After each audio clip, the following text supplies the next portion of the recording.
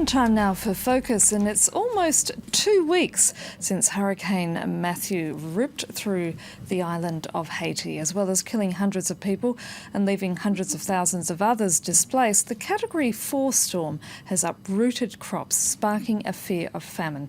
And while food and medical aid have been dribbling in, the threat of cholera, of course, is ever present. Our team on the ground sent us this report. The hurricane has passed, but it has left behind a devastated land. In this commune of Lovett in southern Haiti, people are struggling to get back on their feet.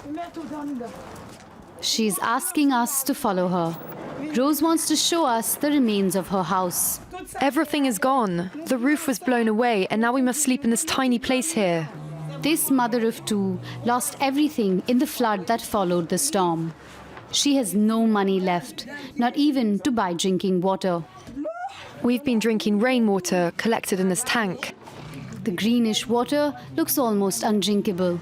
I'm sick. I have to go to the doctor. My stomach hurts and I have diarrhea. This medical team has just arrived and fears that cholera may be on the rise. In this school, a makeshift clinic has been set up, but no one has been treated yet.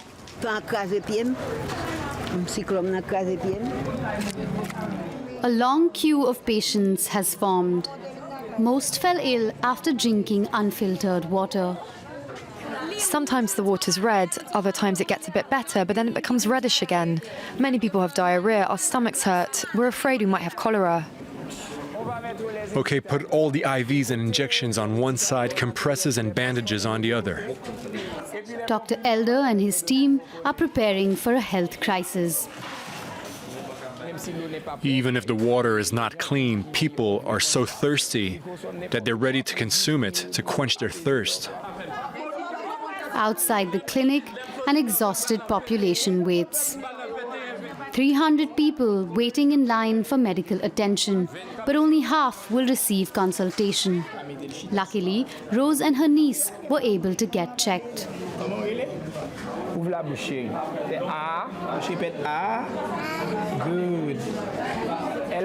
She has intestinal parasites, worms, which are probably caused by the very low quality of the water. It isn't cholera, but the family must change their drinking habits. Do take her to the hospital in any case, because there's a risk it might get worse. And from now on, it's crucial that you only drink treated water. Otherwise, it could be very dangerous. Despite their efforts, the doctors fear the possibility of an epidemic. We don't even have toilets anymore. They've all collapsed. Well, here you go. People have no choice but to defecate wherever possible. This contaminates the water, but also the food chain. One needs to educate them, create awareness. In this region, the hurricane has also destroyed a large part of the harvest. There is threat of a national famine. Matthew arrived at harvest season and destroyed everything in its wake.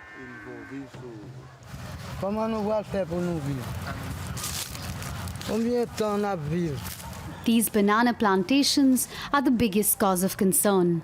Bananas are the staple diet of Haitians, and nothing could be saved. All our banana plants were destroyed. We don't even have enough to live. We feel hopeless. It makes me so sad because despite our hard work, I can't even feed my family, nor give my children a future. Another immediate consequence has been the sharp rise of prices. Yesterday I went to the market. The prices have increased 5-fold within the past 2 weeks. I can't buy anything. Oyama Michel is an agronomist. He tries to help farmers through this NGO. Irrigate, but gently, because if you do it the way you usually do, the soil will be saturated. He wants everyone to replant their crops as soon as possible. Raise your hand if you lost your plantations. Okay, so that's everyone here. Only 3 months are left for the dry season, and then it won't be possible to sow. What we grow here feeds the entire island, so it's going to cause a national problem. We need to start sowing now, before the dry period, otherwise we're headed for a disaster. But this new crop will only provide food by December. Meanwhile, residents will have to rely on international aid. 60 military personnel, 93 tons of equipment. France has deployed its troops in the south. But for now, no one knows how long the mission could last. I'm joined now by Emily Bernard in Port-au-Prince, who's the director of the aid group acted in Haiti. Emily, 2 weeks on after that horrific hurricane, just give us a sense of what people are dealing with. Well, people are dealing with a lack of treated and drinkable water, of a lack of food, and of a lack of shelters. So where have you been able to deliver supplies, and what is access like at the moment? Well, we have been able to deliver supplies in the main towns of Sud and Grand Est departments.